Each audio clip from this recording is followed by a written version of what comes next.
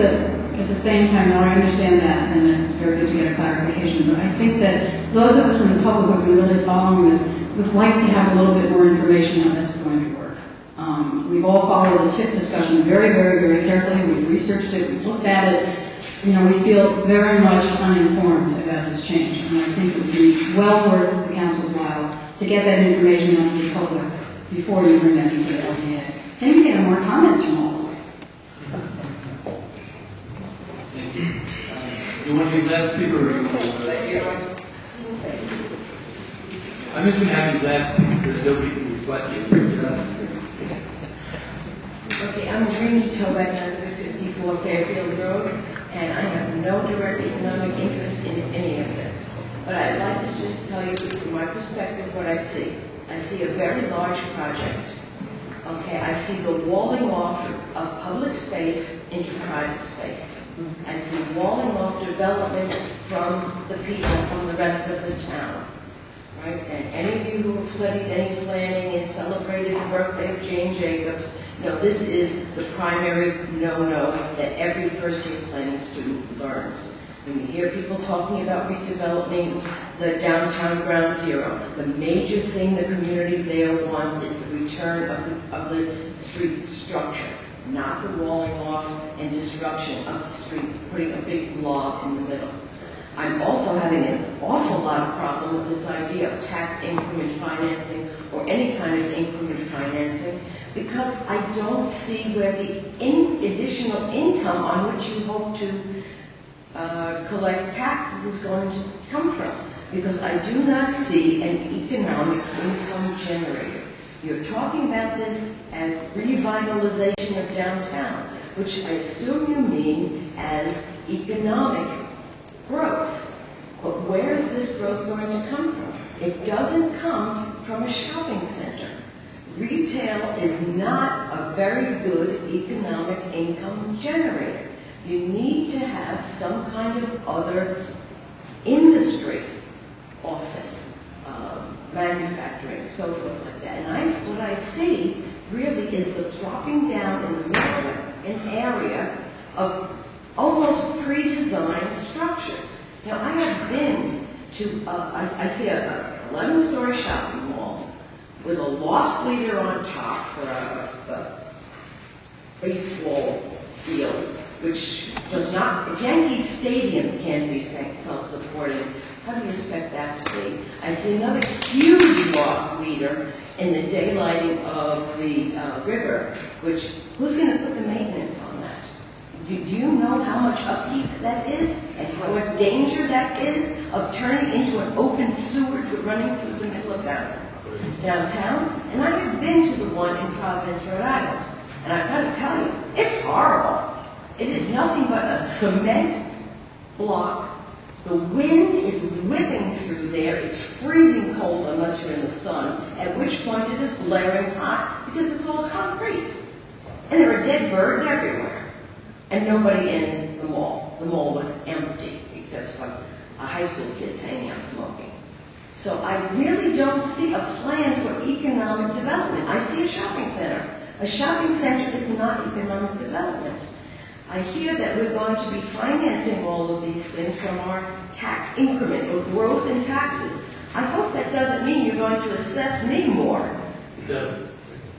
But where is this economic growth going to come from? It's not going to come from a shopping mall. That is just not a major economic development strategy. And so without some kind of a community development, community enhancement agreement, what you're going to get is another urban renewal. Right? You might as well just put up a parking garage. A project this large just can't be set down someplace. You must plan with what is already there. Right? Why would anybody put housing next to a manufacturing plant?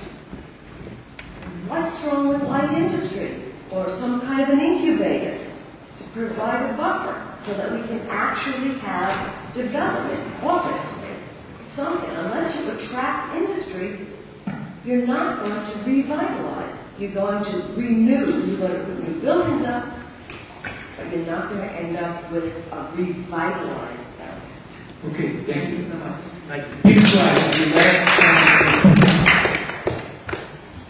I wanted the running start only because in 5 days we're running the New York City Marathon, and you guys have been involved in the marathon. Friday, last week, marked the 2-year anniversary of our submission.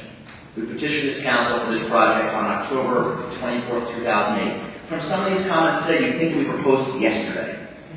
When you go through the findings, the binding enforceable document you'll be voting on later this week, when you go through the procedural history, you'll look at how much work you guys have put into this, and you're to be commended. We've reached this point, this finish line, which isn't here, but it's close, and all of a sudden everyone's coming out of the woodworks. Oh no, I said the same thing to you. If I listened to just the group that's here tonight, I would run. But thankfully, I read some of the emails that people copy me on that you received. This is a project the city desperately needs, and you guys are to be commended to have gone the distance on this.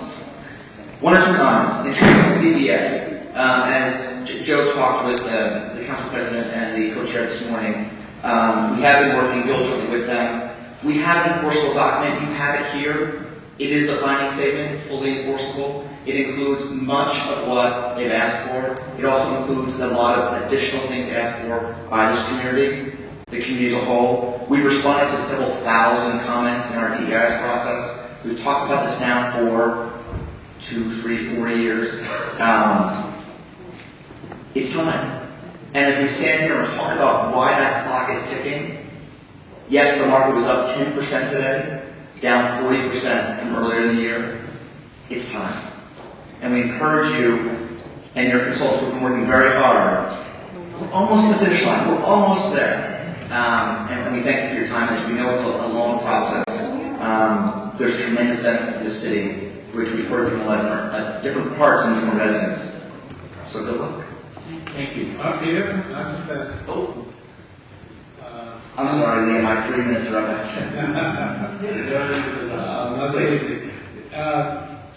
Peter, I've got to take issue with one thing. There's a lot of things that we're all dealing with here, and you made some statements that we should all be commended, and then also our consultants have been working very hard. I mean, a lot of the public here would think that the time frames we're operating under have been moving too quickly. Some would say it's been moving too slow. We on the council know the magnitude of what we've been dealing with. But we don't do it alone. And these consultants, these people here are the ones that get us through this project. Now, a couple of days ago, there was supposed to have been payments, not just to the public, anyone who might be watching. The applicants pick up the consulting fees that does not cost the city of Yonkers money. Now, at this point, there's a great deal of money owed to a number of these consultants who have put everything on the back burner because we have to be incredibly demanding of them because the administration, the applicant, the public is being very demanding of us. The city council salaries are fixed. We know what they are. Our families know what they are, and we live according to that. But these people have to, some are taking our credit lines and order to pay their bills, while these payments are very, very late. Now, I'm very upset about this because these are people that we call on day and night to answer questions, and when things don't get done, we get pissed off and we don't know about it. But by the same token, they're not getting paid. Now, there's been an issue in my mind going on in terms, part of what the city council's been doing here is pushing to get this done because the applicant has made it clear that there's a real financial penalty to them if this does not happen by the end of the month. Now, we've taken the word on it. None of us have seen anything on that. I haven't seen anything. I don't believe any of my colleagues have seen any documentation that substantiates that. But our belief that this is a good project and our job to get it done is we're using that as motivation to get it done. But these people here have a financial motivation as well. They have to feed their families. They need to get paid. I was told that money came into the coffers a couple of days ago, but it was not sufficient. It's unacceptable for us as a body